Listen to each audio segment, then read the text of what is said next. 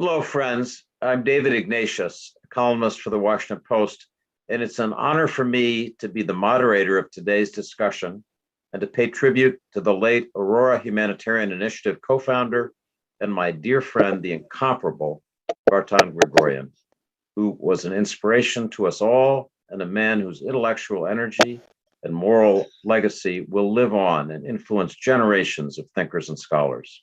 I'm happy to be joined today by 15 extraordinary people: Vartan's fellow Aurora Humanitarian Initiative co-founders, distinguished members of the extraordinary Aurora Prize Selection Committee, and our exceptional Aurora Prize Laureates, and special friends of Aurora.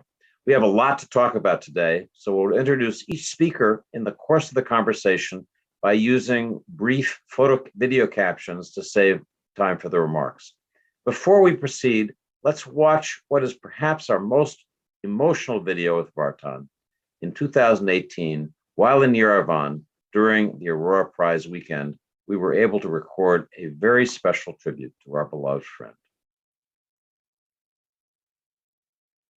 And now, for all of you, a special surprise that recapitulates the life of a man beloved by all, a life told in chapters by some special friends. From Tabriz, Iran, to New York City, a poor boy yearning for knowledge, a wandering Armenian who ended up on the society pages of the New York Times. This is the life it has been my privilege to lead. Now, as I sit in my office under a portrait of Andrew Carnegie, I am given to reflecting on the long voyage that brought me here. In Lebanon, my first mentor, Simon Varatzian, the last prime minister of the short-lived First Republic of Armenia, was a surrogate father, teacher, and benevolent benefactor. He became very fond of my wife, Claire, admiring her courage, tenacity, and independence. Many mentors, friends, and strangers have helped and guided me along the way, as well, of course, as my wife and children. I had a great empathy for Carnegie and detected some similarities in our backgrounds. We were both boys from poor families. We both knew in our hearts, in our bones, that education would save us and direct us. That, in fact, education is the key to a better life for everyone, no matter who they are or where they are born. I certainly was proud and felt triumphant that the boy from Tabriz, who was too poor to own his own volumes and was even unable to borrow and rent books, ended up lending millions of books to the people of New York. A book, to me, is still one of the most extraordinary creation of man, because it is a gift of knowledge. A book contains dreams, ideas, and ideals. It contains notion about reality and utopia, about revolutions, and clue about life and freedom and happiness. To construct and cherish a library is to invest not only in ourselves, but in future generations. A library is a legacy. A library is a mirror to the past and a window to the future. Knowledge about the world, both its tangible qualities and its ephemeral mysteries, and about each other, our glories and our follies, is the only way to narrow the great gulfs that divide us. As a young boy in Tabriz, I had read about the terrible devastations wrought by the Great War, including the deportations, atrocities, and genocides perpetrated against the civilian populations. One thing is clear. Peace will be rooted in understanding how the differences between us, between states, between peoples and nations cause conflict, and in finding ways to managing those differences instead of letting them explode into hostilities. Andrew Carnegie himself said that he wanted the philanthropies he had begun to do real and permanent good in this world. I had no money, so I've learned through Carnegie's legacy what is possible to do with money. Give it away. In much the same way I had learned earlier how a boy who had no books could grow up to be a man dedicated to using the resources of many to provide books for millions.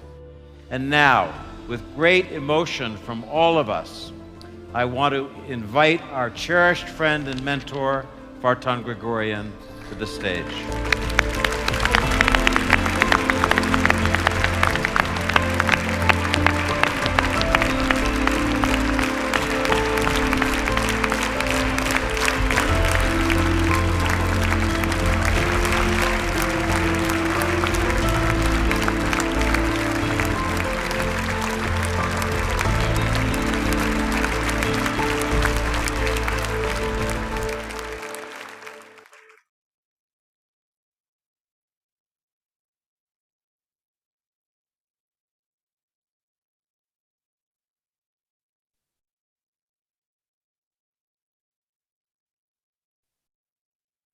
Vartan was a rare man. Today, I want all of us to have the opportunity to reflect on Vartan's thoughts and ideas throughout the years that we've been by his side. As you know, Vartan sat on the boards of numerous foundations and institutions, but the Aurora Humanitarian Initiative is the only organization he co-founded. With this in mind, I propose to kick off our discussion by watching an excerpt from Vartan's very first speech as Aurora Co-Founder, which he gave at the launch of Aurora, known then as 100 Lives Initiative, in New York City on March 10, 2015.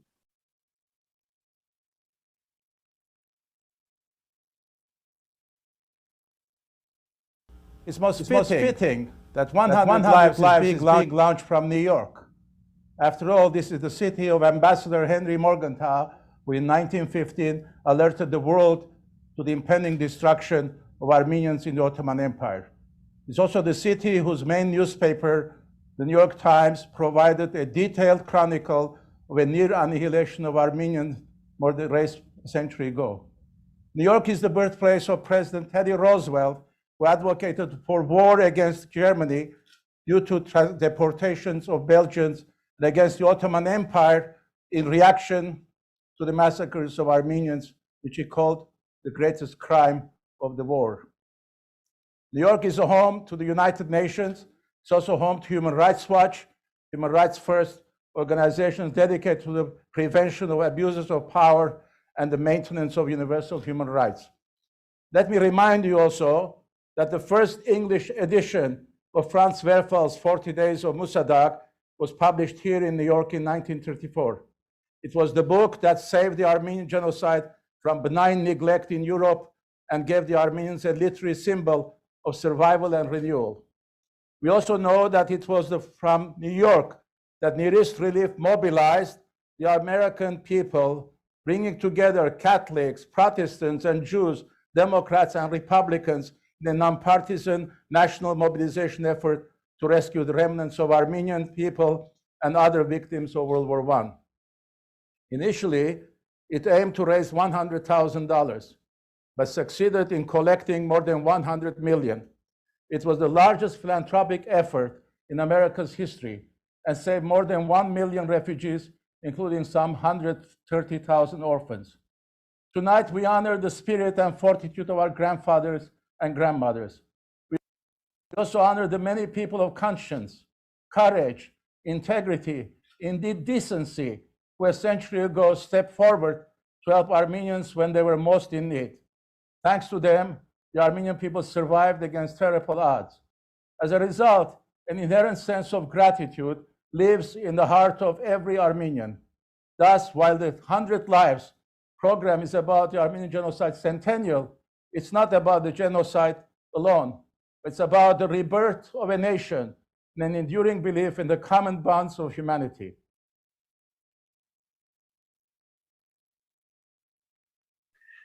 And now I'd like to turn to Aurora co-founder Nubar Afeyan. Nubar, my friend, we've just heard Vartan explain some key reasons for choosing New York City to launch Aurora. Tell us the behind the scenes story. How did it all start?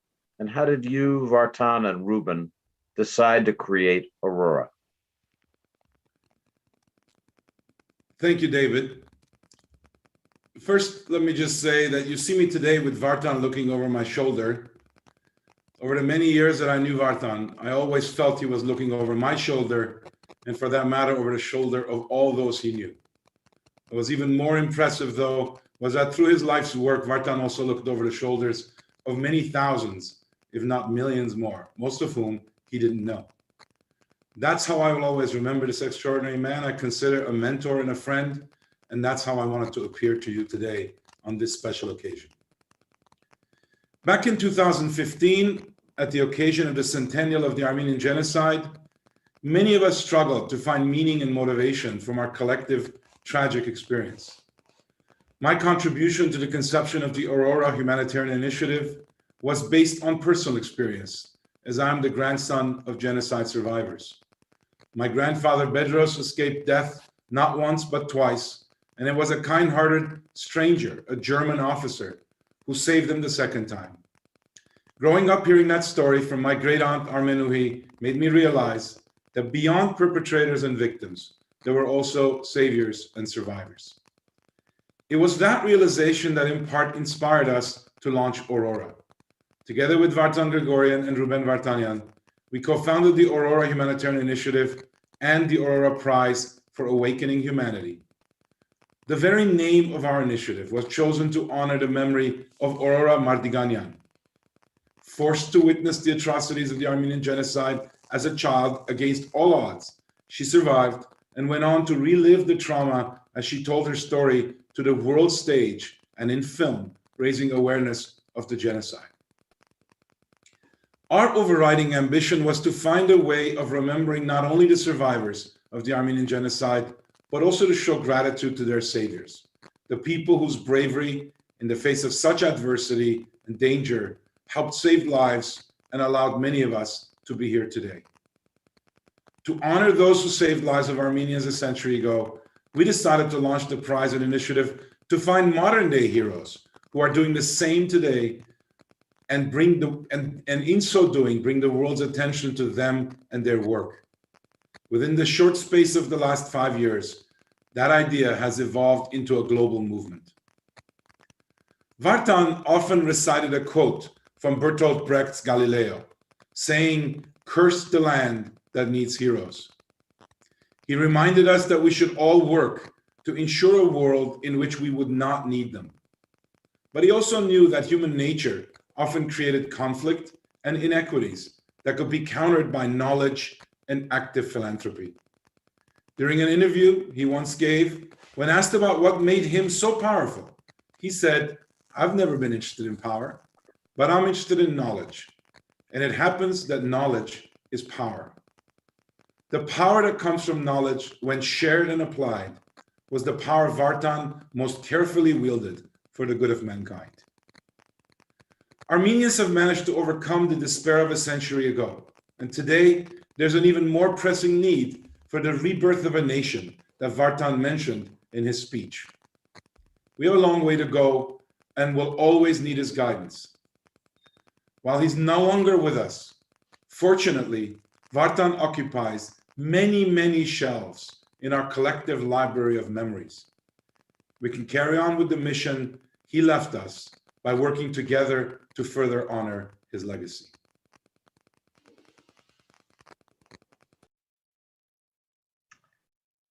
Thank you, Nubar, for sharing your story of Aurora's creation and your special memories of Vartan.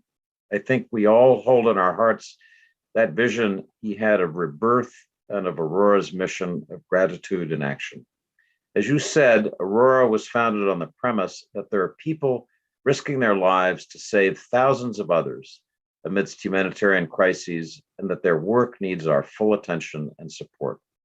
Aurora is about giving people a second chance, and when they get that second chance at life, they have to ask themselves what they'll do with it.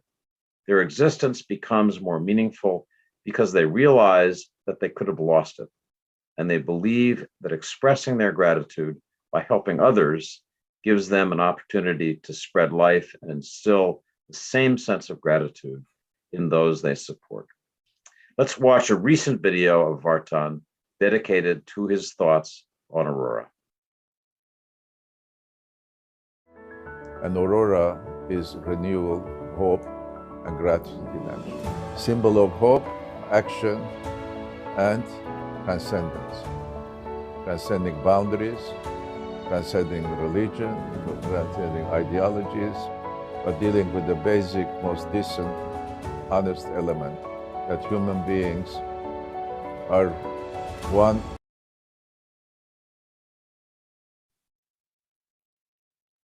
When we launched this,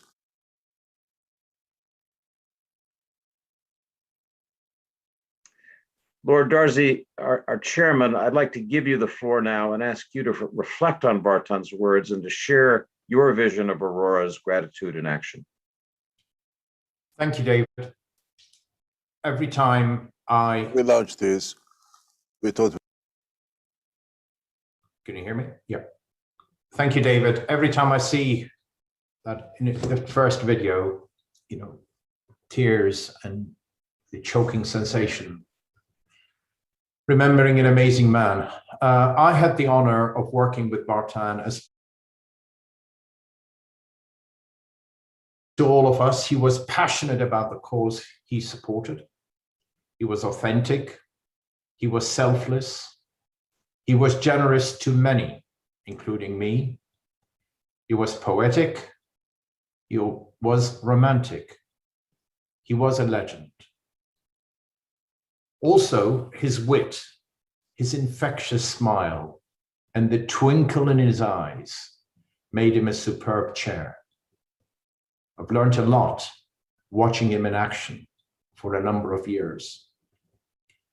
His guiding principle was caring about others. He passionately believed that everyone deserved an opportunity. And we need to give an opportunity to everyone. And that was the spirit that he brought to the Aurora Prize. And that is the spirit that will continue in his memory. Gratitude in action, as we heard from Nubar, is the concept that drives the Aurora Humanitarian Initiative and the Aurora Prize. Countless survivors around the world who owe their second chance to the generosity of others can best acknowledge such a benevolence by taking a similar action. This is gratitude in action, and the impact so far is very impressive. Since the launch of the Aurora Prize in 2015, 5 laureates have been selected who have collectively chosen 15 humanitarian organizations and allocated almost $5 million, thanks to the founders, to them to launch or support 36 projects in 18 countries, benefiting nearly 1 million people. Vartan and Nubar and Ruben created Aurora as a gratitude in action because they want to inspire those who have received aid in times of crises and to express gratitude by offering similar assistance to someone else. And although Vartan is gone, I still feel his spirit, and I don't think he will ever leave us. Thank you, Lord Darzi, for those thoughts and for your leadership for Aurora. The mission of Aurora's flagship program, the Aurora Prize for Awakening Humanity, is to recognize and support modern-day heroes who risk their own lives, health, or freedom to save the lives, health, or freedom of others suffering as a result of violent conflict, atrocity crimes, or other major human rights violations. These exceptional people are living proof that one individual's efforts can have a tremendous impact. Let's see what Vartan had to say about the heroes honored by Aurora.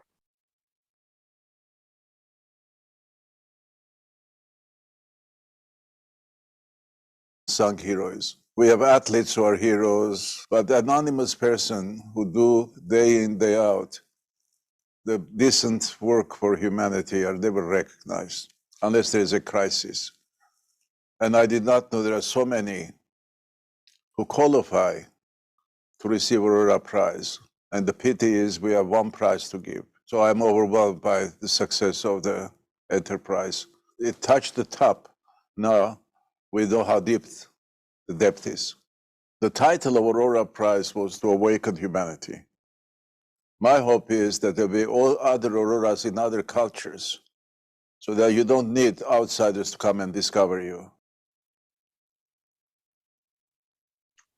We join Vartan in saluting these outstanding individuals, and I'm happy that despite technical issues, we have 3 Aurora Prize laureates joining us online. Dr. Tom Katina, connecting from the Nuba Mountains in Sudan. Marguerite Magi Barankitsa is joining from Rwanda, and Mirza Dinai, who is currently on a field trip in Iraq. Unfortunately, our 2018 laureate, Khao Hila from Myanmar, and 2020 laureates, Fartun Adan and Ilwad Elman from Somalia, could not join us today.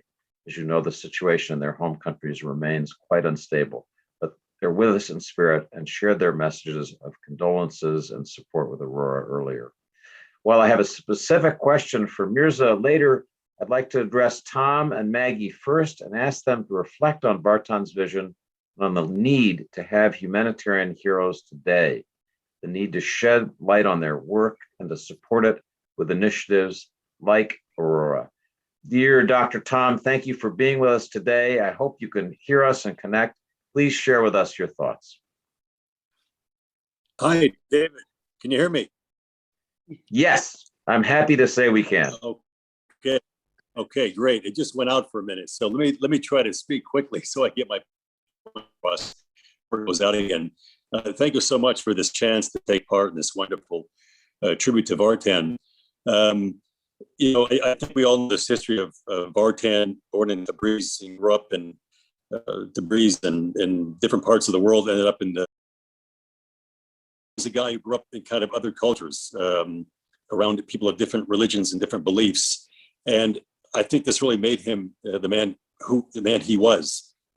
He's a guy that could really get along with anybody. And I think everybody felt he was their friend. He's one of these few people that you meet in life.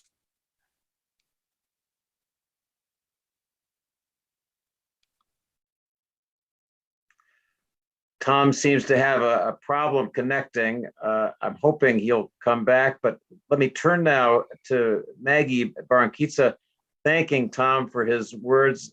Just to be able to connect with him in Sudan is wonderful. And to thank him for the Vartan Gregorian Health Institute that he's creating. Maggie, it's great to have you among the participants in this event. Your smile always makes me feel that everything's right in the world. Please share with us your sentiments. Thank you. Thank you very much. And it's so hard for me to speak today because for the vision, the message that Vartan gives to the world, it's so deep and so strong. First, that we are not victims. We are the builder of the hope. This was very important. He was a symbol of hope, a symbol of love, of humility, of compassion.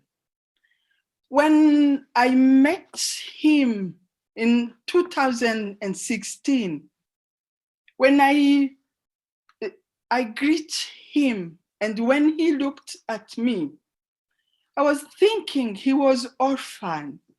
Me also, I was an orphan. And he was a refugee. I was a refugee also. But what he achieved, and when they create Aurora Prize for Awakening Humanity, it changed completely my life. And I am sure that this example is an example for everybody, for the world. When they want to ask me if I must define how to say it, who is Vartan? I said, he's a holy man, he's a saint. He achieved what's written in the whole Bible.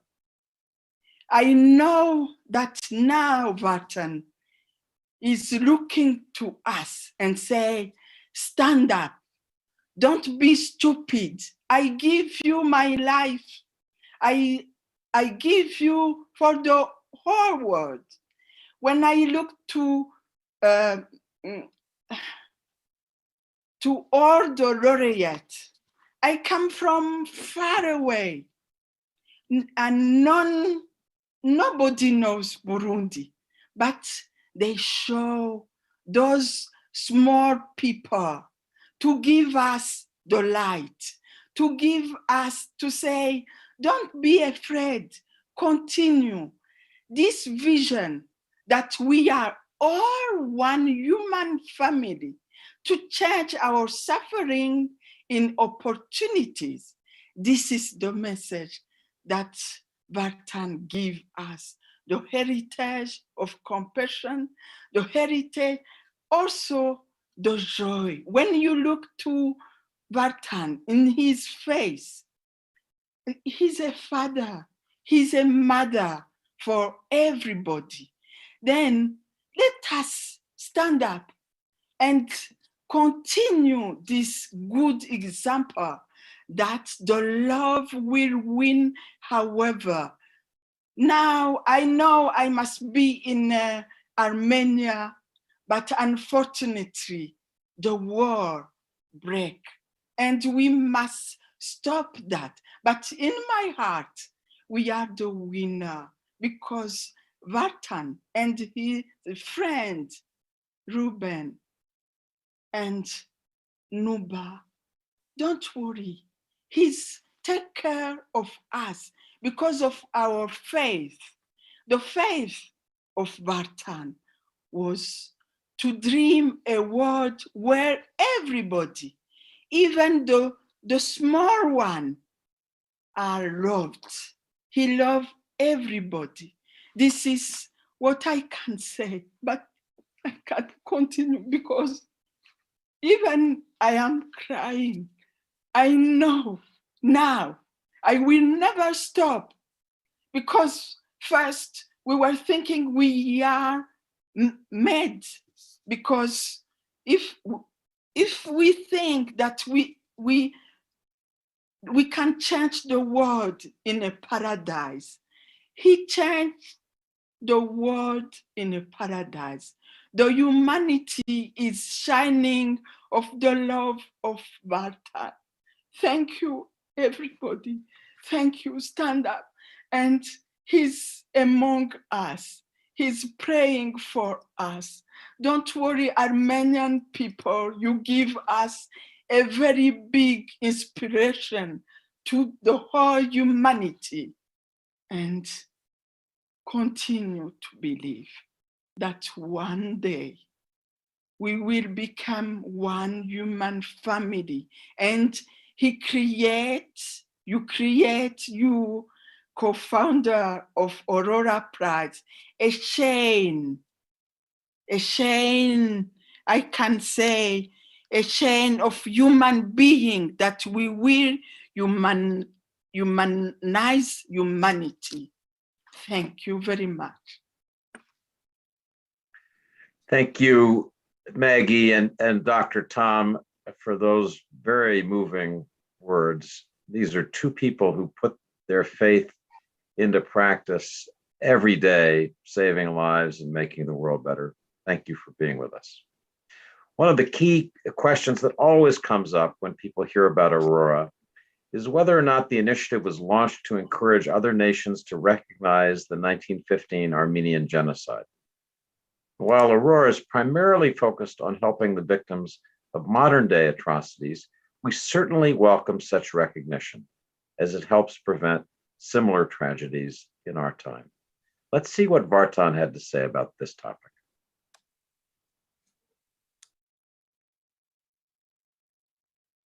Aurora's importance is we're not talking abstract. We have a whole century behind us.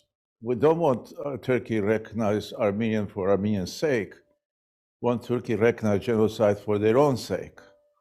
In a sense, to come up with the way Germans did, as others have done, to come into reconciliation with themselves, their own history. So Aurora, in a sense, represents the case not to forget, but forgetting is not to forget is not enough. You also have to try to prevent it happening.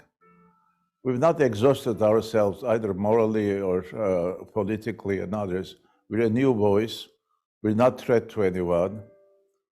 We're only threat to those who fear idea of remembering things. So in a sense, we're strong because we're not talking, again, the same thing, about an abstraction, but rather historical legacy of a nation that has decided now to witness for humanity. When Vartan was a boy in Tabriz, Iran in the 1930s, people didn't openly discuss the genocide that had happened just 2 decades before. Iran was friendly with Turkey, and so it was not spoken about. Armenians simply talked of commemorating the dead. It may indeed still be a long road ahead for Turkey to accept its grim past, but one nation, I'm happy to say, the United States, has recently made it much harder for anybody to continue ignoring this terrible massacre of Armenian people. It's my pleasure to pass the floor now to Samantha Power, recently appointed USAID Administrator and former member of the Aurora Prize Selection Committee, who's made a significant contribution to the movement, which ultimately led to the official recognition of the Armenian genocide by President Biden on April 24, 2021. Samantha, we thank you again for all your efforts to make this happen. So what does it mean for you personally, for Armenia, and for other nations? Thank you, David. Thank you for all you've done in your writings over the years to promote Armenian genocide recognition. Thanks to my friends here on the screen in the Aurora community, not only for your humanitarian ideals, but in retrospect, for giving Vartan, in what would prove to be the last years of his life, a most joyful and noble caper to throw himself into. It's really, the loss is immeasurable, but the fact that he had Aurora and the energy that it gave him was incredible. David, I'll come to your question if I could, but I wonder if I might just pay tribute as well just to my hero, friend, and co-conspirator who strode so large on the earth and who shone so bright, you can see it in the videos, that I believe his spirit is going to be with us forever. So I went back over his biography a little bit, which I'd read when it first came out, but just to think about where that determination on Armenian genocide recognition, the determination on Aurora came from. And when you get to know him, it's so easy to forget that when he first touched down in New York back in 1956, he barely could speak the language. He wrote back to his family that he felt so insignificant that he felt, quote, like an ant. Can you imagine Vartan feeling that way, given, again, who he was inside what he would go on to achieve? When he wandered into the New York Public Library, he liked to always tell the story. He was so incredulous that this treasure trove could be free and open to the public that he was sure he was trespassing, and he quickly hustled outside, afraid he was going to get caught, right? That Vartan Gregorian, that young man, and this kind of rags to impact story, Vartan's story is so well known to us. His own courage, his own fortitude, his own resilience are so self-evident. He is the embodiment of a self-made American man. But for any of us who had the privilege of hearing Vartan tell his own story, you would think that he had almost nothing to do with it. His story was always a story about the kindness and generosity of others. about those who took a chance on him, those who loaned him a buck, those who saw something in him that he didn't yet see in himself. And I think that is so thoroughly the spirit of the Aurora Prize he helped build. Gratitude in action, again. We know he never forgot where he came from, even though his grandmother had told him growing up never to share family secrets. She would say that the reason houses have 4 walls is to keep all information inside. He told his family's story, and I think it was a tribute to her, to his grandmother, but also to the land that he came from, and to all those kindnesses that he was shown along the way. David, to your question, I did come to know Vartan through the cause of pursuing Armenian genocide recognition.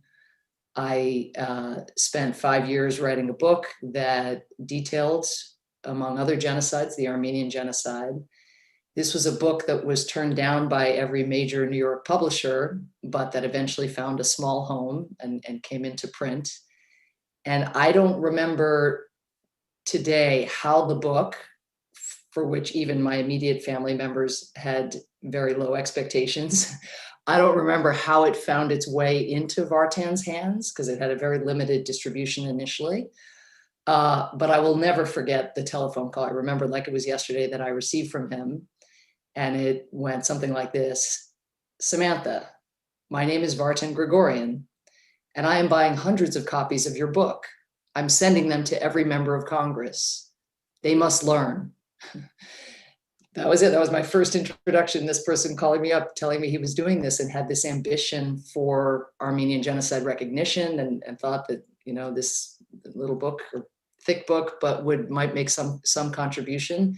I raised skepticism in that first call as to whether any members of Congress would see fit to read a 500-page book on genocide.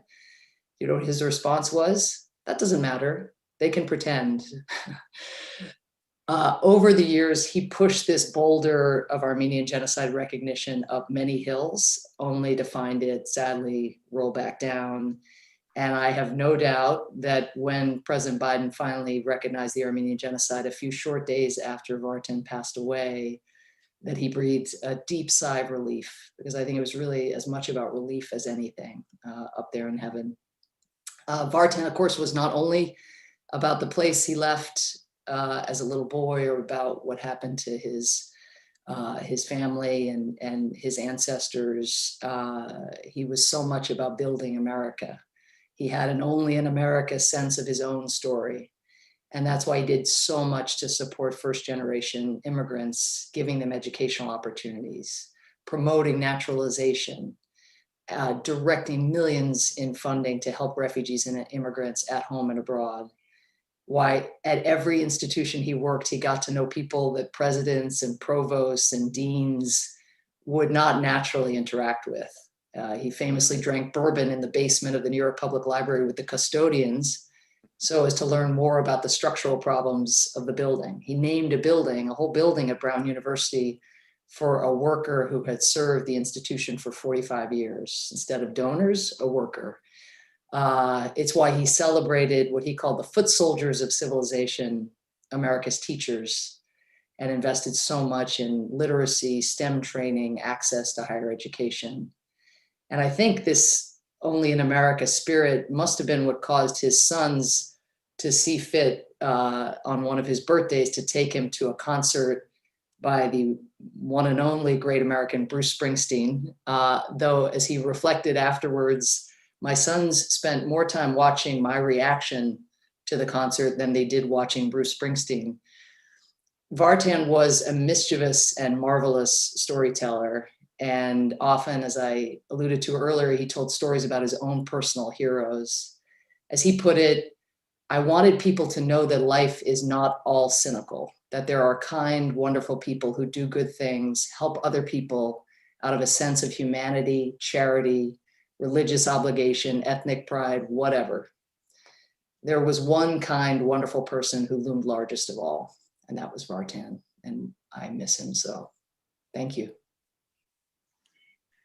Thank you very much, Samantha, Madam Administrator, for those very personal, vivid remarks. They bring Vartan to life as you speak and describe your friendship with him. We have one more video segment with Vartan reflecting on the key principles of Aurora. Let's hear him talking about the cycle of giving, gratitude, and generosity, the closing ceremony of the 2019 Aurora Prize weekend in Yerevan.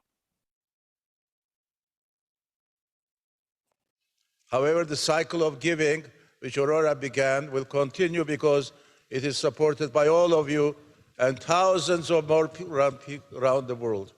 Our gratitude in action does not have a deadline. Remember that, I'll repeat again.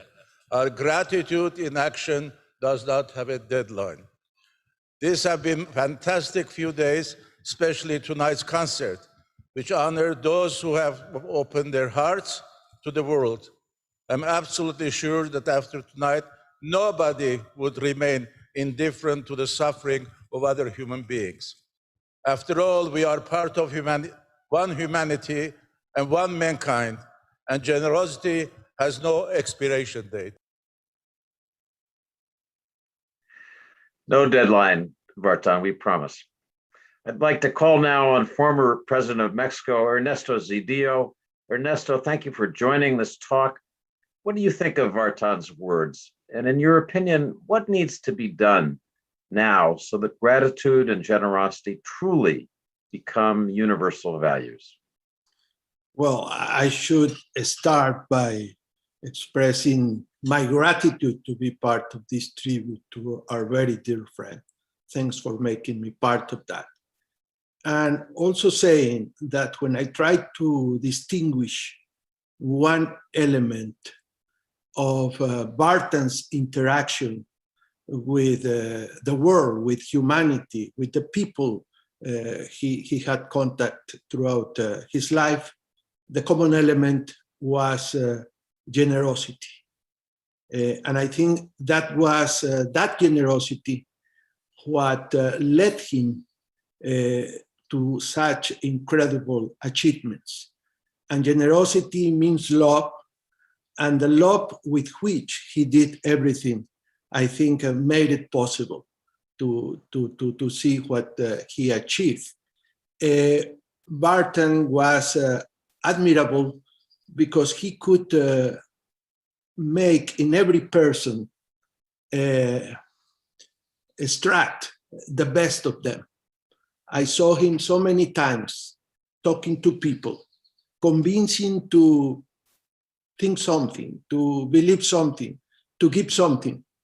And I would see sometimes people who will be hard, skeptical to begin with, and after a few minutes, that person will be different, because Vartan always had the words, the smile, the kindness, the generosity to extract the best of every person. And I think that explains what he achieved as a scholar, as an educator, as leader of the public library in New York, as leader of Carnegie, and of course, as leader, along with our friends Nubar and Ruben of Aurora. So Vartan's life was extraordinary, but I would say common denominator was generosity. I truly feel lucky to have known, to have heard, and I should say to have embraced that great Armenian, that great Lebanese, that great Iranian, that great American that Vartan Gregorian was. Thank you. Thank you, Ernesto. Before proceeding to our next chapter, I want to share with you a video message from another selection committee member, Paul Pullman, who couldn't join us live today. I'd like to note also that honorary co-chair Benjamin Ferentz and honorary members of the selection committee, Gareth Evans and Oscar Arias, have also shared their messages of sympathy earlier. Whilst we are mourning the unexpected and too early loss of Vartan, it is also a wonderful moment to celebrate his life and what he stood for. We are blessed that he came into ours. Seldom do you meet someone who has such an immediate impact on you, such wisdom, moral strength, and inner compass, totally at peace with himself. We first met in Yerevan and later as members of the Aurora Prize Selection Committee. Vartan had an amazing way to share his deep knowledge and discussing the tougher issues, weaving in historic perspectives, wisdoms, values, and fresh thoughts. It was always hard to disagree with him as he nudged us along. He always conveyed his ideas with calm, empathy, and compassion. We certainly have lost a great humanitarian, one of the rare ones who, despite his age, touched all generations. One who believed in the power of people and a world free from conflict, persecution, and always fighting for the too many still left behind. We just celebrated Easter, which is also a new beginning, and as the saying goes, to live in hearts we leave behind is not to die. Vartan, you are in our hearts. Thank you and rest in peace. Thank you, Paul, for speaking of Vartan so movingly. Over the years, we had the unique pleasure of knowing and enjoying Vartan's company as a great thinker and visionary. In the next section of our event, I want to recall Vartan's thoughts on some of the topics closest to his heart: education, religion, the importance of peaceful coexistence, and politics. At one of the Aurora Dialogue events, Vartan was asked what frustrated him most as an historian. Having had an illustrious academic career and after that numerous appointments culminating in the position of the first foreign-born president of Brown University with more than 70 honorary degrees from the world's most renowned schools, in his answer, Vartan stressed the importance of learning and knowing more.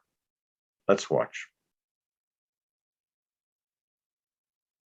I'm very frustrated because the past is nothing of any utility at all.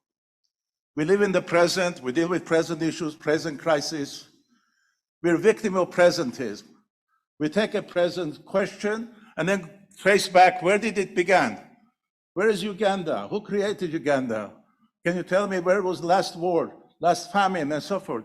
Rather than seeing the advent of Uganda, advent of Kenya. Or we discuss religion. Not too many people know about religion, what they read in the paper. When I ask how many of you read the Quran, one of two, three maybe. How many have read the Bible? Many, but only one chapter. And even presidential candidate Donald Trump said, 2 Corinthians. He thought it was a book, 2 books, rather than Corinthians, letter to Corinthians. We always talk of religion, but we don't know about religion. My frustration is presentism. Many people are not educated, and I tell you, not only sometimes journalists, but most of the time even historians, because we live in the age, and political scientists, economists, we live in the age of specialization, further fragmentation. So knowledge has been fragmented to such a state, we're turning out to a society of specialists doing specialized knowledge for specialized interests of a specialized society. So to be generalist, to be accepted and respected means, first you have to become full professor, have published eminent books, then like my former professor, William Langer of Harvard, who was the great diplomatic historian, teach a course at Stanford, The History of Potatoes. Or another one, very good book, well, I learned more from that than anything else. Another one, the important history of the horseshoe that revolutionized warfare. I did not know that Mongols succeeded because they used horseshoe, unlike others. Horses and ponies did not get. This kind of knowledge may be pedantic, but it's essential to understand how things have evolved. We unfortunately don't teach even geography. Hence there are movies when they say, where am I? It's Tuesday, it must be Belgium. I flew over 10 countries. I don't know where I am. Geography was eliminated from schools. Languages now are being eliminated from schools because after all, as the Dutchman said, everybody knows English. So why bother teach us? I was trying to teach Dutch history at the University of Pennsylvania. And he said, well, everybody knows English. Why are you studying our country? Because it's important. History of commerce, history of imperialism, to know how Dutch did it. Presentism and specialization were Vartan's enemies. Stanford and all his other achievements might not have happened if it weren't for the director of the Collège Armenian in Beirut. Vartan promised to return there to teach after obtaining his bachelor's degrees from Columbia. And when he did keep his promise and came back for a year to teach geography, his mentor told him, "You were a small fish in a big pond, but now you're a big fish in a small pond." This helped Vartan to realize that he had to shoot higher. I now turn to my friend Mary Robinson, former president of Ireland. Mary, thank you for joining our tribute to Vartan today. Vartan reminds us that in the current fast-paced environment, fundamental things can seem to change overnight. How can we cope with this presentism and replace it with a vision that's universal and lasting?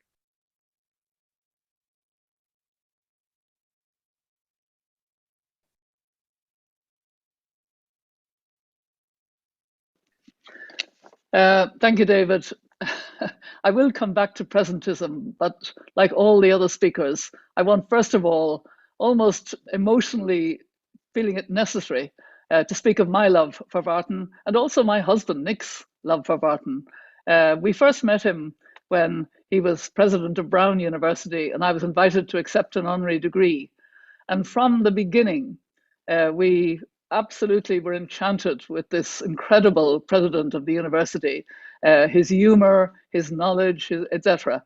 And when I worked from New York for 8 years with a small organization called Realizing Rights, we had a lot of long discussions about human rights in the best possible context, meaning in a nice restaurant with his wife Claire and Nick and myself, the four of us, and we would, talk about human rights, talk about all kinds of issues, but also have a delicious meal. And I tried several times to pay. And he explained to me, no, you can't pay, Mary, because I'm helping you a little bit with your realizing rights. And it would be a kind of corruption if you were to pay me. I don't know how he worked that out or what the logic was, but that was, that was the way he dealt with it. And I want to come then to, that idea of presentism, that you introduce present day ideas and perspectives into depictions of the past because you have a very shallow knowledge of them. That was completely the opposite to our dear friend Vartan. He had a moral passion and he also had a deep historical perspective on so many issues, as you've already heard.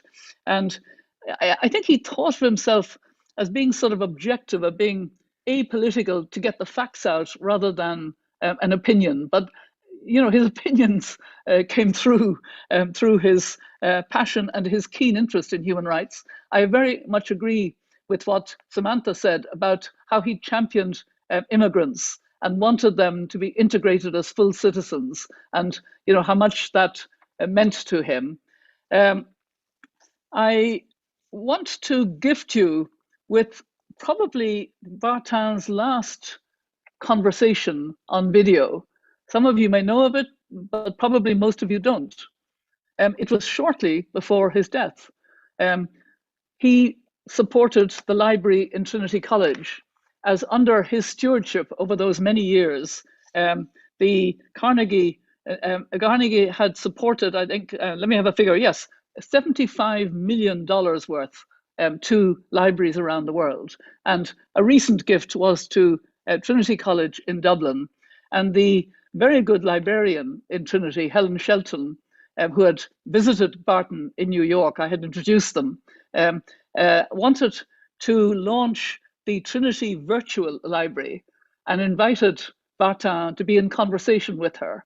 And it's a wonderful conversation because it's very relaxed. It's very, it roams all over the place, which is the way Vartan always was, but it's full of lovely insights. And if you go into the Trinity College Library website, you can easily find that recording because it's the launch of the virtual Trinity Library, and it was on the 4th of March, 2021. He died on the 15th of April, so just over a month before Vartan's death, and he sounded great. He sounded really, very, very good. And so I think what I wanted to really conclude with is my sense from all of us who were involved with him and with Ruben and Nuber on the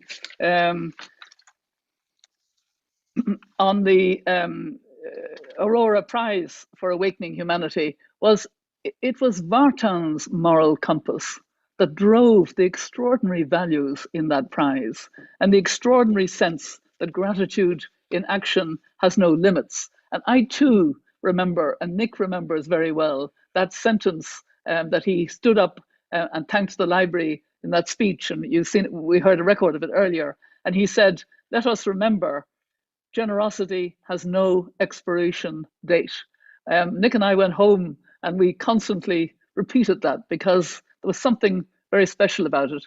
I think the way we've been able to find those wonderful prize winners is because of the depth of thought that has gone into and the values that have gone into the Aurora Prize. And I, like you all, I'm very proud to be associated with it.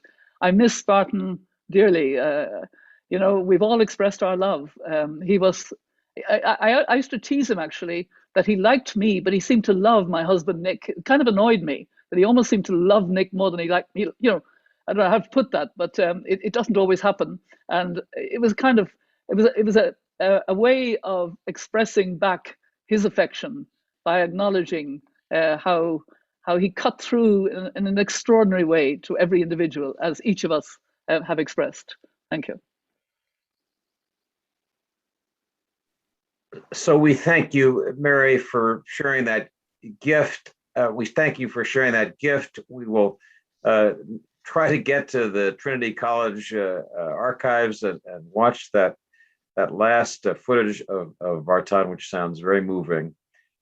As a generalist, Vartan always stressed the need to know more about the world's religions.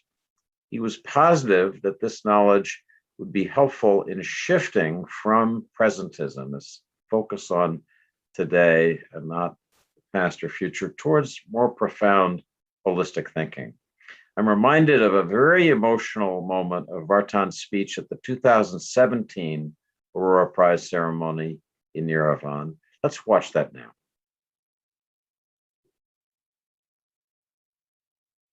I wrote a speech and read it, but it was not me.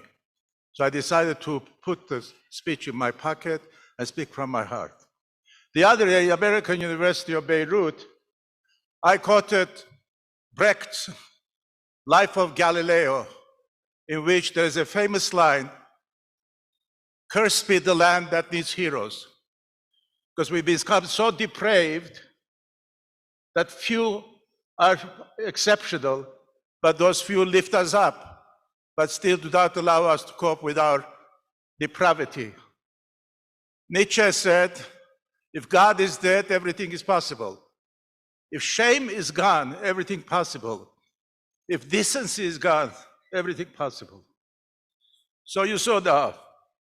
I'm very emotional because I grew up in Tabriz where you did not hit a woman, where you did not kill a child, where you did not hit an elderly, you did not hit a cripple. Life was sacred. All Abrahamic faiths taught dignity of religion, dignity of man. And now we have made an exception and murdered on the altar of ultranationalism, sacrificing ethnic groups, sacrificing women, sacrificing ethnic groups, nations, because people would like to have perfect system for their own. That's what worries me. I would now like to introduce a friend from Iran, the land of Vartan's birth, Nobel Prize Laureate Shireen Ebadi. Shireen, thank you for joining us. As someone who has firsthand experience of religious tensions affecting the lives of millions of people, now that this issue is more prominent than ever around the world, what steps need to be taken to achieve peaceful coexistence, the dream we all have?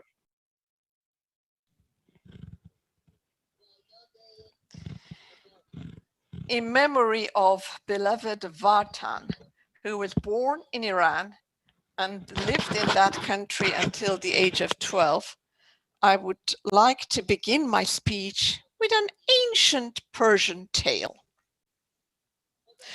God was in the seventh heaven, and the truth was a mirror in his hands. Suddenly, that mirror fell and broke into 1,000 pieces, and each piece went into a different house. Every faith and religion holds a piece of that mirror. Different religions are not in conflict with each other. Why? Because the essence and purpose of them is the belief in humanity.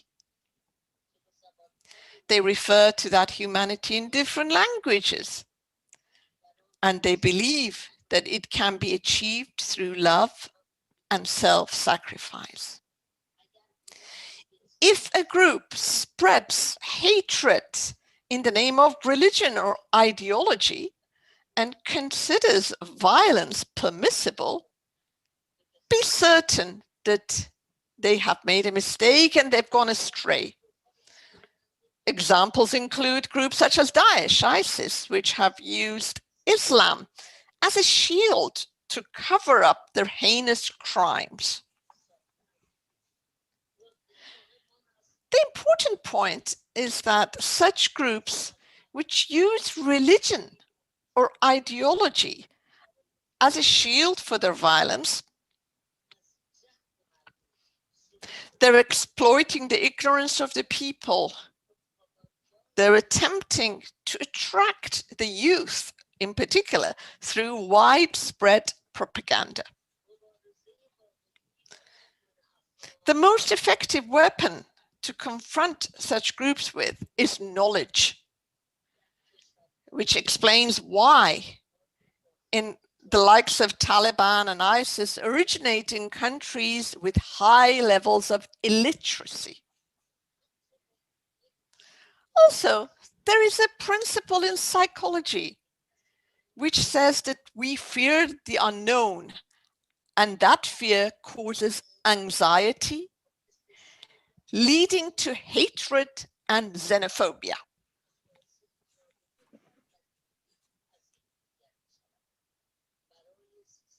To coexist peacefully, we must become acquainted with one another's beliefs and religions. That's the only way we could ensure peaceful coexistence and cooperation among different religions and different ethnic groups. I would once again like to remember and pay tribute to the beloved Professor Vartan Gregorian, my mentor. Remember his tireless efforts aimed at spreading knowledge, thanks to which he paved the way for peaceful coexistence. He's left behind invaluable books and works. And let us not forget the countless talented young people across the globe who would not have made it to university and higher education without his generous and selfless support and vision.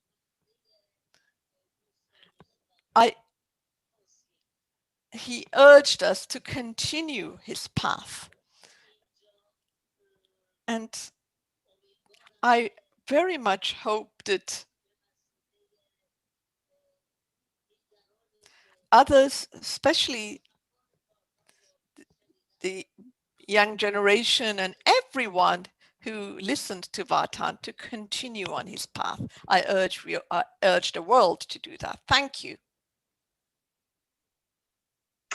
Shireen, thank you for your insights. We're all praying for peace these days. We all hope for more tolerance in the world, peaceful talks and negotiations by means of words, not missiles, to resolve issues. Let's listen to Vartan talking about coexistence.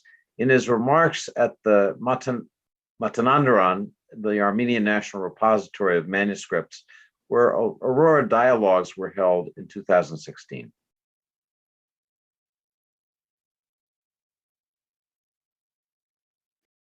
We meet here not because this is a very sacred place for Armenians, because you have 17,000 manuscripts here, collected each one by love, tradition here.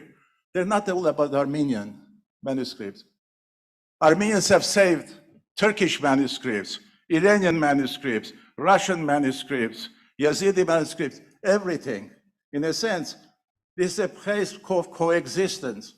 And if all these books can live side by side, bringing heritage of all these countries together, why not project the same kind of coexistence in terms of mutual interest in the region and others?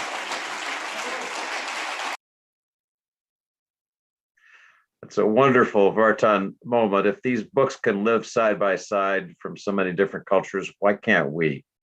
On this topic of peace, I'd like to ask the 2019 Aurora Prize Laureate, Mirza Dinai, to say a few words about the multifunctional community called the House of Coexistence that his designated organization, Airbridge Iraq, is building in Iraq using Aurora Prize funds. Mirza. Thank you very much, dear David. Before I start to speak about the Coexistence House, I wanted to tell you, when I remember Vartan, I say a single Armenian mother, which was survivor of Armenian genocide, brought this great man and hero to the world as a gift for all the humanitarian family over all the world. So we should also spread this this ideology of humanism, of peace, of coexistence to the world. For me, as one of the survivors of the Yazidi genocide that came 99 years after Armenian genocide, it was an honor to be chosen by Vartan and his colleagues from the selection committee to get the Aurora Prize in 2019. And therefore, I wanted to put the 50% of Aurora Prize on a project called Coexistence House in Sinjar, which is actually a building, a multifunctional building that will be the base of coexistence and cultural. And we decided also, after the passaway of Vartan, to choose one of the rooms to put it as a small library and name it after Vartan. But coming back to the sadful situation of the Yazidi community, I am just coming back from one of the Yazidi survivors as Yazidi IDP or refugee camps. It had yesterday, unfortunately, an accident, or fire accident, that caused the burning of more than 400 tents of Yazidi families, and more than 1,000 people were actually are actually homeless now. After 7 years almost of the challenging for the Yazidi, who are now 80% of the community are still IDPs, cannot return back to the region Sinjar. We wanted actually to bring the hope and peace to the region. So the project is actually is a multifunctional, about 1,200 square meter on 3-level building. We started actually in October 2020 to build the house, and it's supposed to be finished by July or August, and we are planning to open it for all the facilities.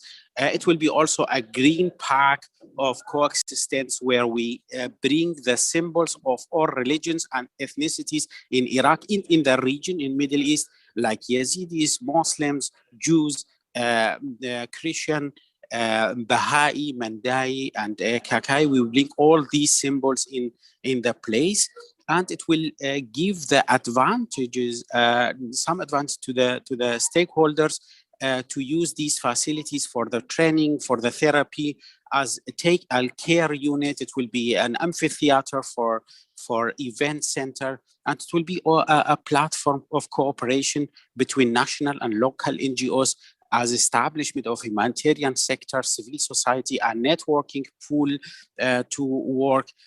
We are actually now, you see some pictures of the of the project. We are almost finished with more than 70% of the building, and we hope that we can finish it by August. And we will kindly also invite all of you to participate when we go to open this coexistence center. So this is the gratitude in action. We wanted to spread this soul of Vartan and all the idea behind Aurora Prize to put it in some places where the genocide survivor can also take benefit from that. Thank you very much. Thank you, Mirza. When we think of the suffering of the Yazidi people and we see the project that you have started to speak to the survivors and to embody this spirit of gratitude in action, it's powerful for all of us. Thank you very much. Today's discussion in many ways revolves around the notion of hope. As human beings, we greet each sunrise with new aspirations. And Vartan gave a wonderful speech about this on a magnificent morning in Khor-Virap in 2018 in Armenia. Let's have a look.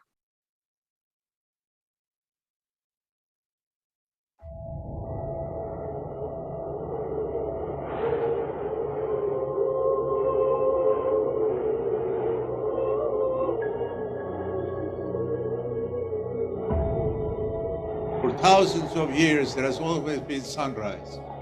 Not only here, but around the world. There has always been good day anticipated with every sunrise. But the most important thing for us here, bringing symbolic unity of three traditions of Armenians. One was before Christianity, when we worshiped the light and fire, along with Zoroastrians and others. Second is with Christianity, when we celebrated eternity and suffering as a way of redemption to heaven, and redemption, Golgotha having a cause and a meaning. And the third one, most important, resurrection. And you saw the transformation in the back, how from the fires and others came calm, and with calm came light.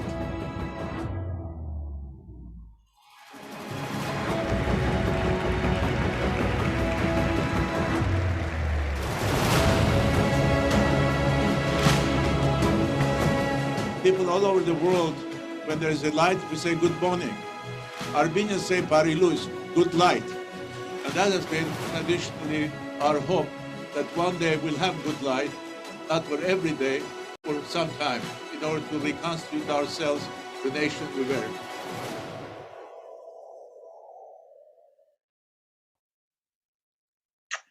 Good light, an unforgettable sight and a beautiful message.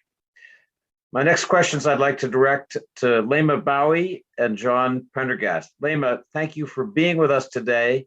With the ongoing pandemic devastating nations around the globe with never-ending conflicts, is there any hope for the human race?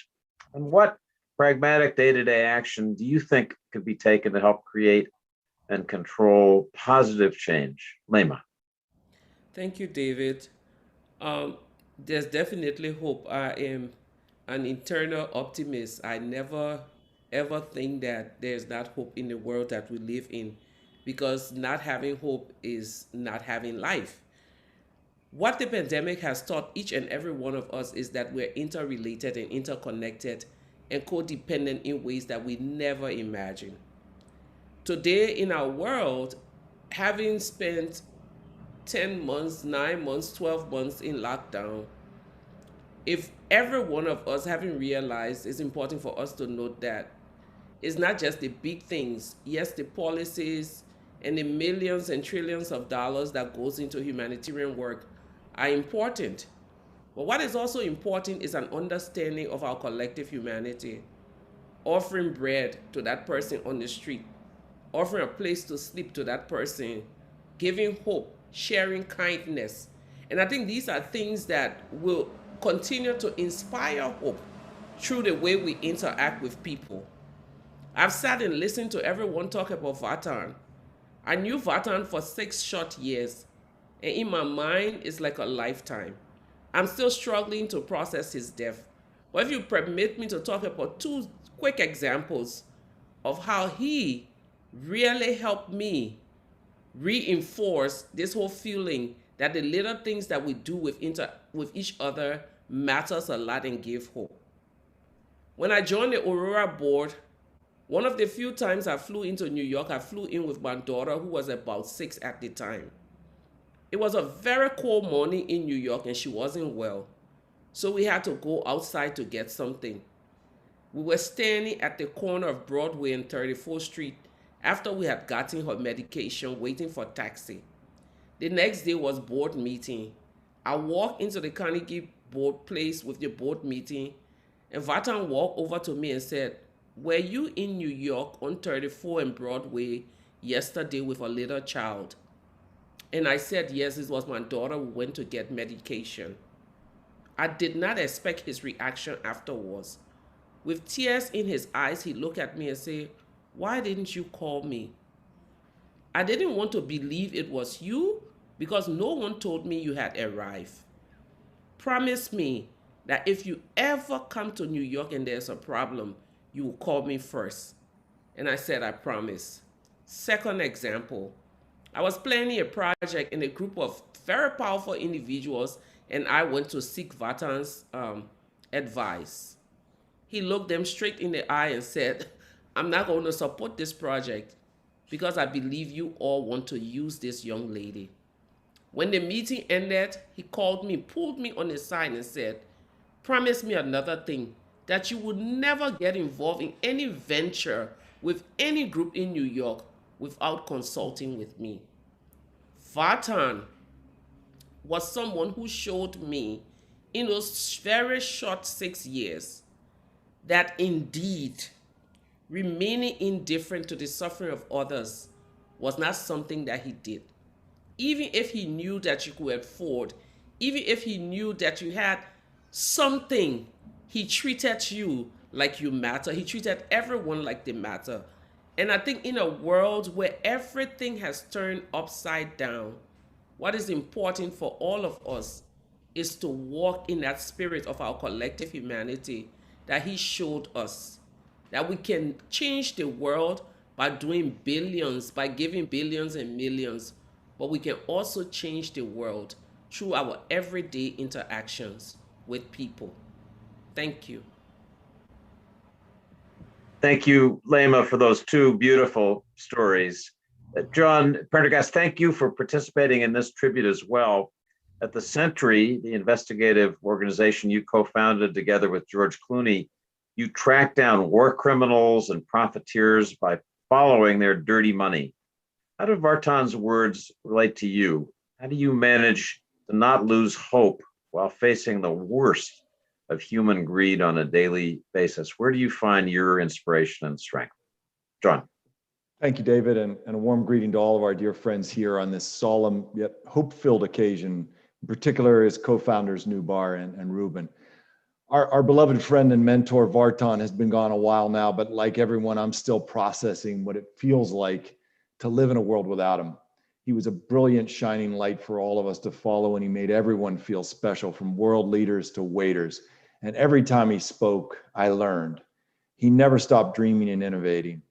And on this issue of hope and inspiration, David, because we were so united in our efforts to expose and confront and commemorate genocides from Armenia a century ago to present-day Ethiopia, Vartan and I talked a lot about how not to lose hope. For me, that hope comes primarily in the form of success stories. When I was a young person, like many here, I was involved in the global anti-apartheid movement, led by South Africans, which eventually dismantled that racist state structure.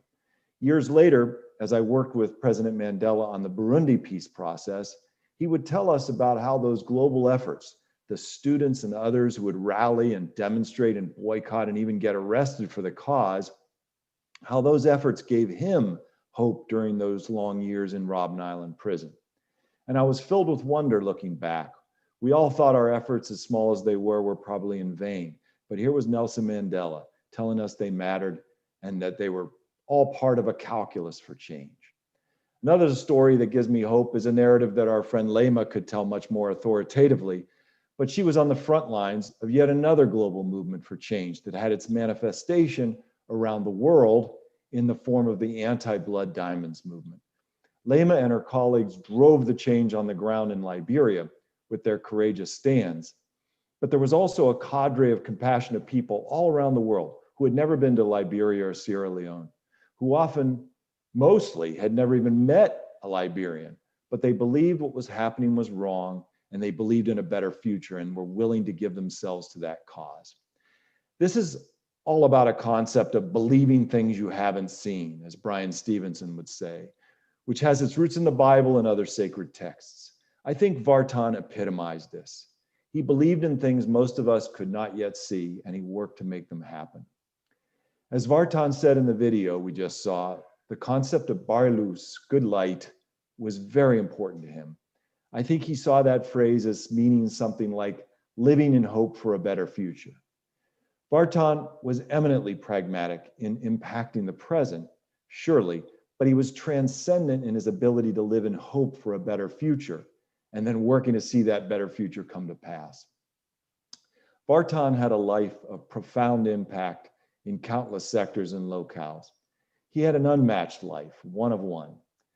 I looked up his name and it means rose. That is so fitting in so many ways, as his radiant red heart, driven by love, will forever live in ours.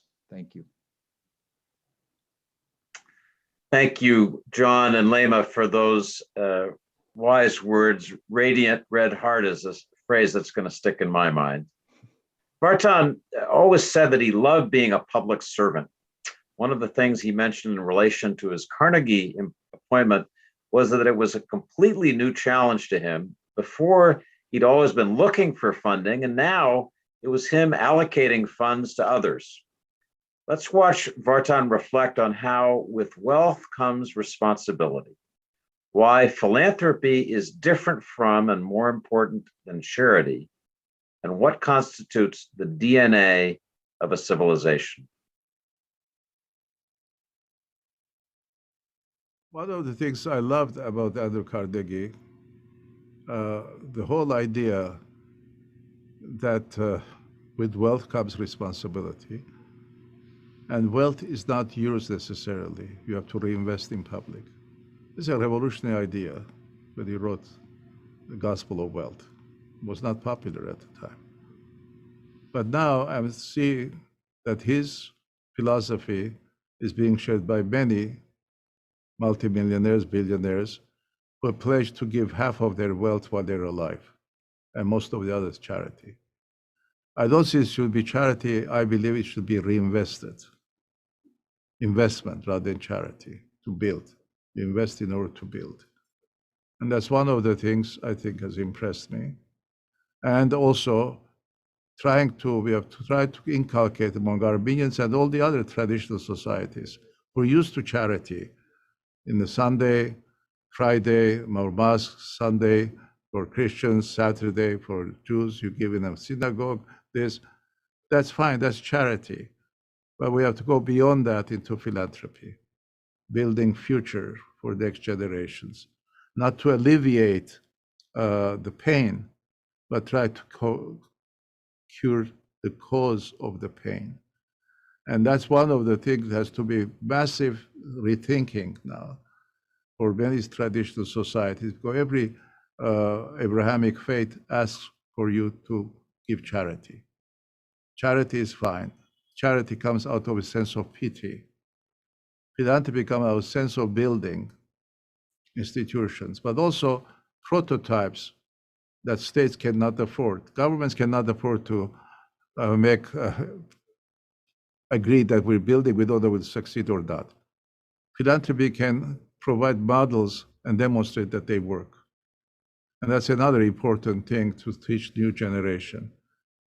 That you're wealthy, fine, but wealth is, unfortunately, as somebody told me, shrouds have no pockets. You cannot take it with you. So you have to reinvest here. And that's another thing Armenians have to learn. They're very generous for charity, but they should be generous for philanthropy. Build institutions, build human progress for future of human beings, build universities, build colleges, everything, because in my book, universities and museums and libraries constitute DNA of our civilization. So it's wonderful to invest in the DNA of our civilization. And that's what is a great challenge, not for us, also for all traditional societies, whether India, or Pakistan, and so forth. You give for religious reason, or other Europeans resist giving, say, well, it's government's function. We pay taxes, the taxes take care of it. That's missing the point. Why should you have $30, $40 billion? And to do what afterwards? Give to your children? How about if you don't have children? To the monuments come and go. You have to invest in living institutions, living, breathing, building institutions. We have one more special guest with us today, Deanna Arsenyan, Aurora Creative Council member and a longtime associate and supporter of Vartan at the Carnegie Corporation of New York. Deanna, thanks for joining us. Since you spent more time at Vartan's side than perhaps all of us combined, I want to shake things up a little and ask you a completely different question. What's your most memorable Vartan Gregorian moment, and what piece of his advice or wisdom will you be carrying in your heart forever? Deanna. Thank you, David. I just also wanted to say at the very beginning that this was just a wonderful event, a wonderful tribute. And I'm so deeply touched by all the comments because they really show how multidimensional Vartan was. He left such an impact on so many around the world, including those on this webinar today, and in so many different ways. David asked your two questions to me. They're really kind of unfair because you're asking me to compress my 30-year relationship with a person who can only be described as force of nature into one moment, and his library worth of wisdoms into a single phrase. But let me try. Since this is an event related to Aurora Humanitarian initiative, which is rooted in Armenia, I'm digging into my Armenia travel memories with Vartan, and I see the following picture that stands out among the countless. This was during our trip to Yerevan for the first Aurora Prize event. Now, Vartan hadn't been to Armenia for a while, and understandably was in great demand during his visit. He was booked solid for meetings, interviews, media appearances. So on one of these super busy days, he had a brief break, and we went for a walk to get a bit of sunshine and respite from the events. And as we were walking through a park, he saw two little kids at some distance. Next thing I know, he's heading towards the kids, and by the time I catch up with him, he's engaged in a conversation with 5-year-olds. I was so touched that I took a picture of the moment, which became my favorite photo of Vartan. And here it is. Can we show the picture? Okay, the picture, so. Now, why this moment? Because it depicts Vartan away from the limelight and the public figure that he was. It shows his warm and fuzzy inner personality, his love of life, and his ability to enjoy small moments, even if pressured by big ones. As to Vartan's words of wisdom that I carry in my heart, there are so many that they deserve a published anthology, and each and every one of them is precious and meaningful, as so many of you have said today. I recommend to those who are interested to check out Carnegie Corporation's website, carnegie.org, where our communications department assembled a lot of material about and by Vartan. But in connecting the dots between the kids and his words of wisdom, this one stands out to me. It is from a commencement address he gave to Stanford University in 2006. And I just quote a tiny little piece of it. So Vartan said, "Well, today I would like to remind you of your connection to history. Try to listen with your inner ears to those who went before you, parents, grandparents, great-grandparents, and on, who all wanted to be good ancestors to you. As a historian, educator, and a fellow student, I feel bound to remind you that the time has come for you to return the favor. You have to learn to be good ancestors to the future. I think this particular call of Vartan's reflects Aurora's spirit and its very essence.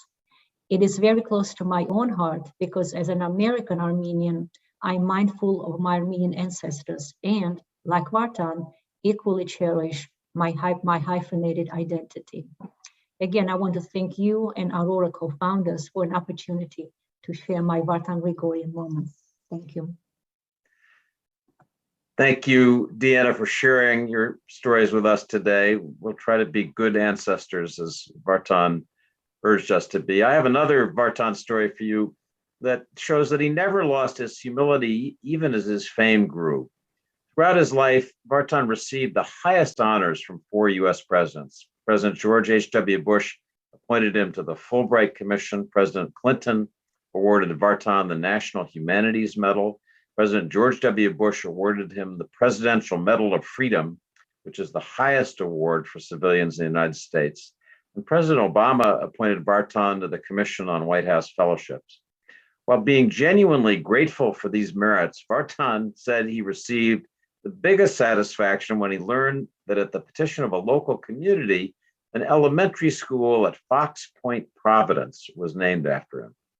When visiting the school years later, a little girl there asked Vartan, "How come you've named yourself after our school?" And that was the nicest thing anybody has told me, Vartan used to say. Our discussion about Vartan is nearly at an end, but before proceeding to the closing remarks, I invite you to watch a video recorded by our friend and honorary co-chair of the Aurora Prize Selection Committee, George Clooney, ahead of the Aurora 5th anniversary ceremony, which was held last October in the New York Public Library. Hi. Well, I'm sorry we all can't be together tonight. These are unusual times, particularly unusual for the people of Armenia. And we hope and pray for peace as quickly and as soon as possible. It is foremost on all of our minds. It has been an honor for me to have been, from the very beginning, part of this Aurora Prize with Elie Wiesel, the late, great Elie. The Aurora Prize, first and foremost, I cannot congratulate them enough for the hard work they do and for the money that they use to help bring attention and to actually help some of the laureates, some of the people who've actually been awarded these prizes, and to the people who have been awarded these prizes. They are the best of us. They stand out. They risk their lives. They make the world better. Speaking of making the world better, Vartan, there at the New York Public Library. Vartan is the best, truly the best of us. He's who I want to grow up and be. He is kind and he is compassionate and he works every day to help bring peace to everyone, not just to Armenia. So I'm hoping that somewhere in the near future, there is no need for an Aurora Prize. That would be my prayer. That would be my hope. Thank you all. Thank you for everyone's involvement. And we'll see you soon. Hopefully in a room together. Bye. Beautiful message from George and a sentiment that we all share. I want to say a few words of my own about Vartan before we leave. He was a brilliant man, as we've discussed, but he never thought he was more important than the world around him. He had an intense curiosity and a breadth of knowledge that took him from Iran to Lebanon, America, Armenia, and the whole world. His friend Kareem Sajidpour of the Carnegie Endowment for Peace in Washington described him to me once as the last cosmopolitan. Armenians hold him dear, but we also know that he was a citizen of the world who embodied the values that make us, at our best, civilized men and women. Books were central to Vartan's life and story. and his romance with books started when he was a schoolboy in Tabriz, Iran, volunteering at an Armenian library. He'd read every night as if there was nothing better to do. And that was Vartan's way in the beginning to travel the world in his dreams. Many years later, Vartan was hired to save the most iconic library in the world, the New York Public Library. Last October, when hosting the virtual Aurora ceremony that was broadcast live from the New York Public Library, Vartan said it was perhaps the most democratic institution in the world, providing free access to anybody who wanted to learn. He said that it helped us to chart out where we were coming from in order to know where we were going. So as we say goodbye to Vartan, let's watch not one, but two videos showcasing his passion for books.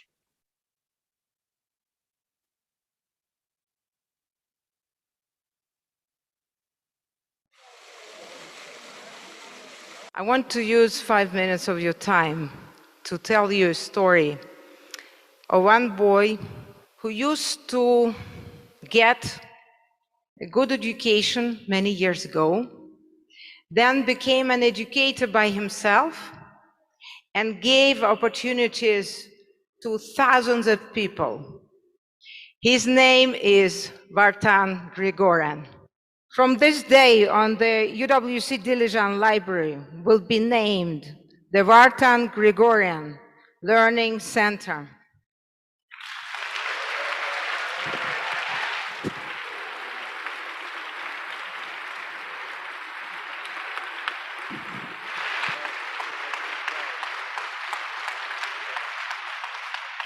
Thank you for the library. Now you give me an excuse, all the books that I'm sending to you have a location that I always tell my students, everyone, that I said you're a unique moment in the history of creation. Nobody like you is going to come again.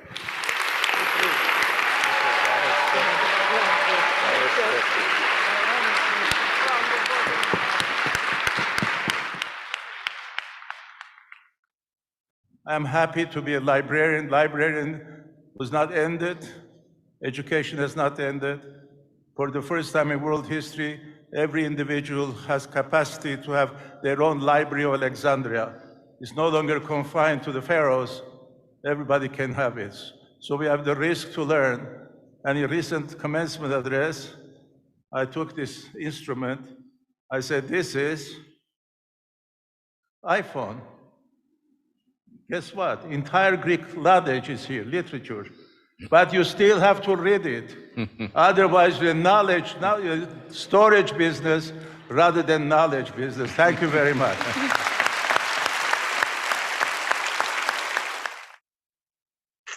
With this, I'd like to pass the floor to Vartan's fellow Aurora co-founder, my friend Ruben Vardanyan, for closing remarks. Thank you, David. You have been with Aurora for the past several years, acting as a master of the ceremonies and contributing your time and knowledge to the initiative's global cause. We are so grateful to you, dear friend, for hosting this event tonight, and I'm sure Vartan would want anyone else to do it. And I want to say thank you for all selection committee members, the laureates, and the staff who've been working in this event. And I think it's very critical what we are being together doing this all, and I'm so grateful with all these years we've been doing something which was very important for Vartan and for all of us. And I once again say thank you for supporting, and thank you, Darzi, to now chairing the selection committee.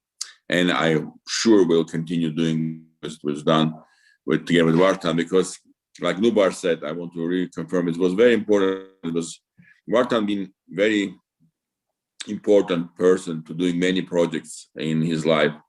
But this is the unique project for him because he was co-founder of this project. He founded together with us, and for him it was very critical, but we will continue after he passed away. He knew about this was coming, and he said, Ruben, I want to be sure this will continue because the importance of Aurora, he found this was very important because not only was humanitarian issue, but also he liked what we found the way how keep this global agenda with the connected with the Armenian world, because he was, let's say, David, if you excuse me, not the cosmopolitan, he was global. If I use the George Clooney word, he was global citizen with local identity, and he was proud to be American, but he always keeps Armenian roots. And I will never forget what with Diana and with Vartan and Jenny, we visited Tatar Monastery in 2019, and he got the passport, and unfortunately he couldn't receive it yet before he passed away, and it was very sad, but he couldn't get Armenian passport before he passed away. And the book was translated in Armenian finally. He was so happy. He spent so much time looking the translation of his book to Armenian language, which was critical for him, how the young Armenian generation will read his story of life.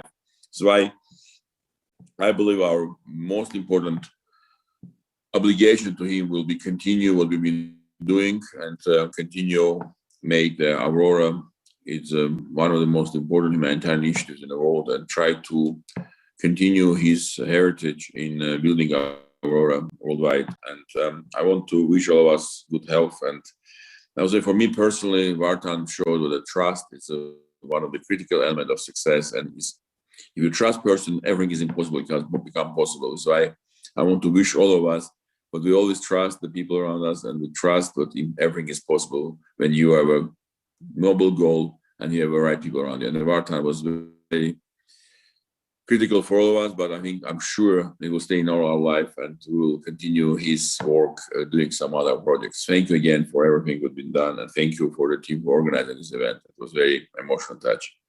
And I hope to see all of you in Armenia in October in Aurora ceremony. Thank you, Ruben, for your leadership, to Nubar, other co-founder, to all of the speakers who spoke with such emotion and power today in this celebration of the life of our friend, Vartan Gregorian. I'm sure that Vartan is watching over us with a smile, with a twinkle in his eye that we all remember, peaceful in the knowledge that the important work that the Aurora Humanitarian Initiative makes possible, that he believed in so passionately, continues across the world. Thank you to all of our wonderful speakers and participants. Thank you, viewers, for sharing with us these emotional moments. And thank you, Vartan, for being part of our lives. You made our world better. We will never forget you.